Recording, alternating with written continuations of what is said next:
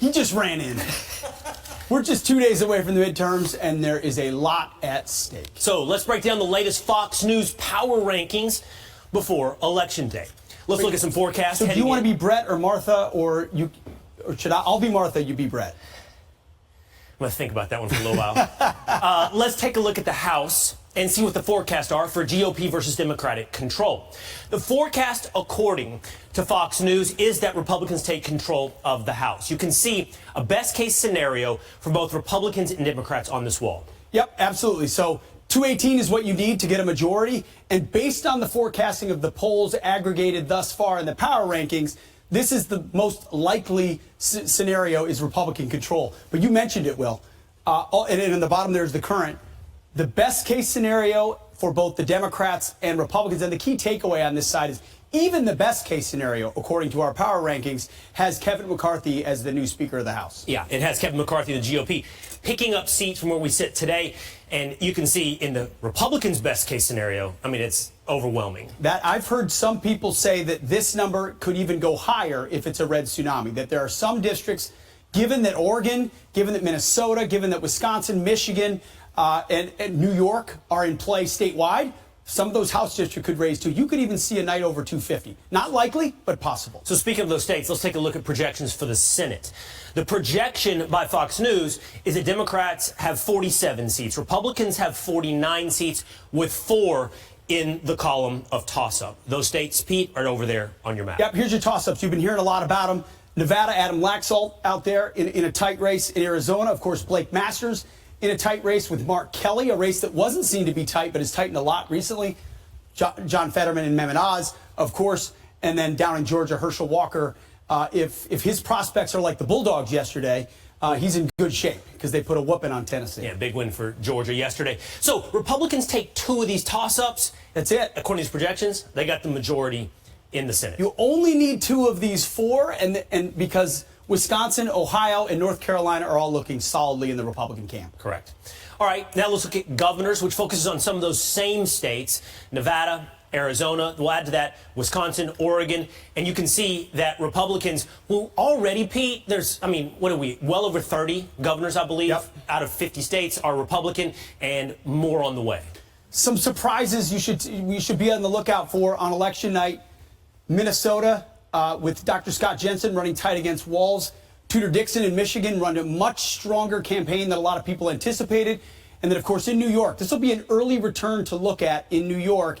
If Lee Zeldin is tight, what an indication that could be for the remainder of the country. And then, of course, a big one in Arizona as well. Yeah, still in the toss-up category, but Kari Lake's even campaigning out of state for others, showing a real sense of confidence. And Joe Biden's not going to Arizona. All indications are that Republicans feel strong and Democrats feel weak in Arizona. And the other one is, if the state of Oregon is yellow in toss-up, another sense of where the electorate is right now.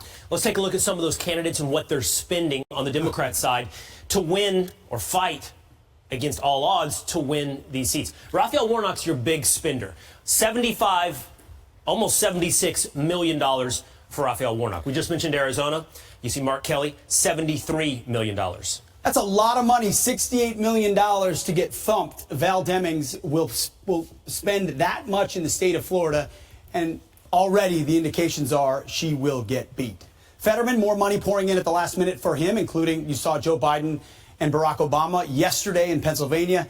And then the Tim Ryan campaigns raised $44 million. Again, another campaign that looks likely to go for J.D. Vance. I will note in a lot of these states, Democrats are running against Republican candidates that they said they wanted to run against. Yes. Herschel Walker. Funded by Democrats. Blake Masters. Kari Lake. Mehmet Oz. Across this, J.D. Vance.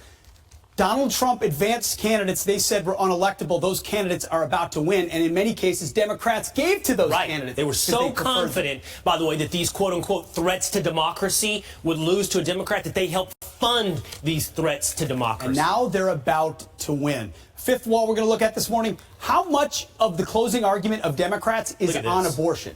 45% of spending for Democratic candidates on the message of abortion. Look at those states where they're focusing that message. I was in Arizona this week at a diner. Inflation in Arizona, 13%, higher than the national average. So you're feeling it, yet 45% of what you're seeing on your television screen, up to almost $100 million, is about abortion. And I want to go to this last wall really quickly to show where Biden, Obama, and Trump are spending time. Pete, here's what stands out to me really quickly. While obviously Donald Trump and to some extent Barack Obama are spending some time in those toss-up states. Yep. Look at this. It's none. No toss-up. Pennsylvania, the only one. Yep. That Joe Biden, those candidates don't want to be around Joe Biden. Defense. There you go. That's off the wall.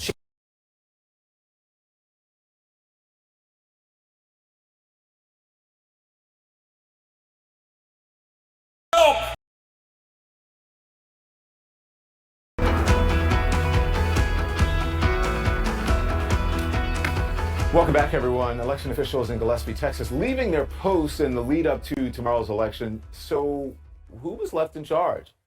An election precinct judge who doesn't accept the results of the 2020 presidential contest. CNN's Ed Lavandera reports now. This is the auction barn most of the time. On Election Day, David Tribes will be here, serving the voters of Precinct 13 in Gillespie County, Texas. And you have an official title. And Yes, sir. What is that title? I'm an election judge. Tribes' role as an election precinct judge usually wouldn't raise any eyebrows in this Texas hill country town until you hear this. So you believe the 2020 election was stolen from Donald Trump? Yes, I do. Why should someone like you serve in this kind of official capacity for an election?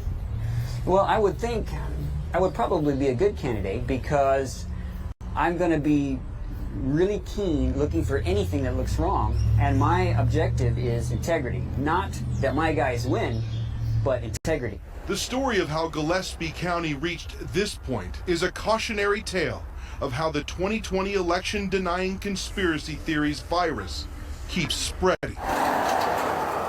There's nothing glamorous about the Gillespie County Election Administrator's office. Inside, the small election team did their work, but by mid-August, all 3 employees had quit 3 months before the midterm election. The election trouble here dates back to 2019 when a ballot measure asked voters whether or not fluoride should be used in the city's drinking water. The anti-fluoride activists who lost questioned the integrity of that election. And then the 2020 presidential election came along, pouring gasoline on the flames of election conspiracy theories. Even though Donald Trump won this county with 79% of the vote, some Republicans were convinced something wasn't right. In August of this year, the elections administrator, Anissa Herrera, was done. She wrote in her resignation letter that threats against election officials, dangerous misinformation, poor working conditions, and absurd legislation have completely changed her job. I've had to learn a lot of information really quickly.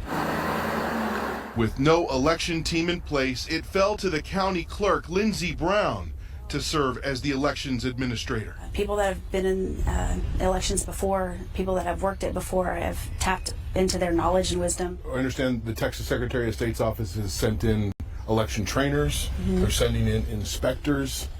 How valuable or how needed have those people been? Very valuable. Jerry Vaclav is a Gillespie County Democrat who will work as an alternate precinct judge.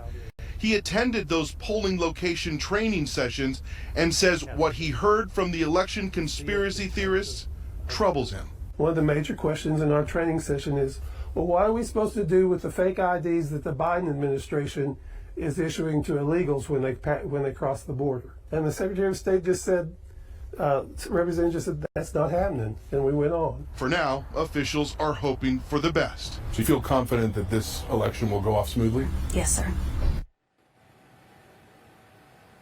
And Don, that election precinct judge you heard from there at the beginning of the story, he believes that in 2020 there were 2,000 Donald Trump votes that were flipped from Trump to Biden there in Gillespie County. This is a lie that has been peddled by the MyPillow CEO, Mike Lindell. And Democrats are worried enough that for the first time in memory, they are sending out election poll watchers to various precincts around the county on Election Day tomorrow. All right, Ed Lavandera, thank you, Ed.